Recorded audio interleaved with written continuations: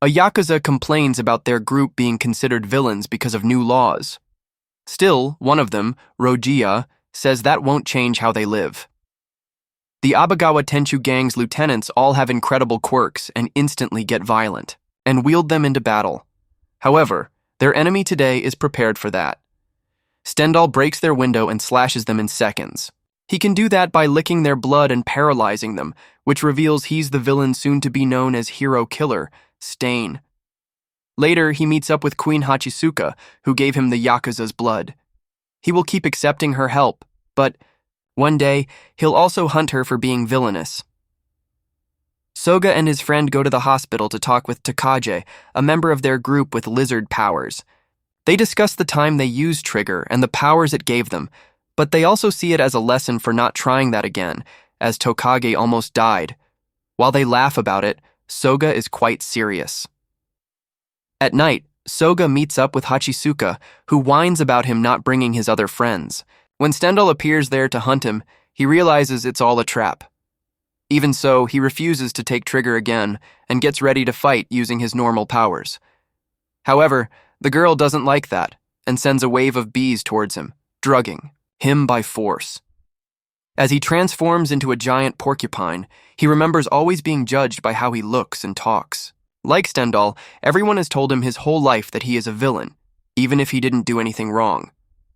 Before they start to fight, the crawler appears and tries to defuse the situation.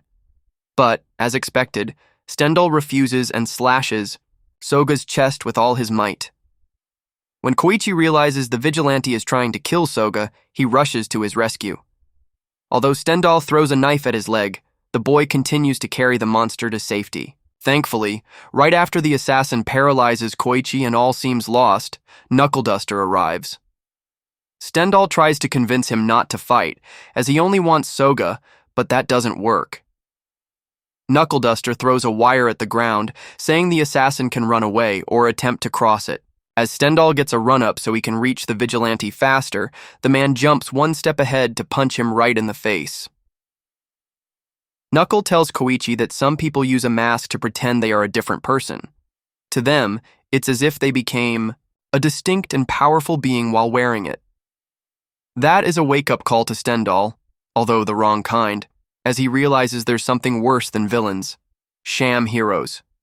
He thanks the vigilante and runs off to his base. Stendhal looks at himself in the mirror, seeing a whole new world. Then, he talks about how fake he is, and that he understands everything now. Queen tries to interrupt him, but that only gets her a knife in her skull. Like a madman, he cuts his own face and rips off his nose, saying he doesn't need a mask anymore. As he leaves, he states that the only tracks he leaves will be the bloodstains in his path. Surprisingly, as Stendhal threw the knife at Queen's empty eye socket, she was still alive.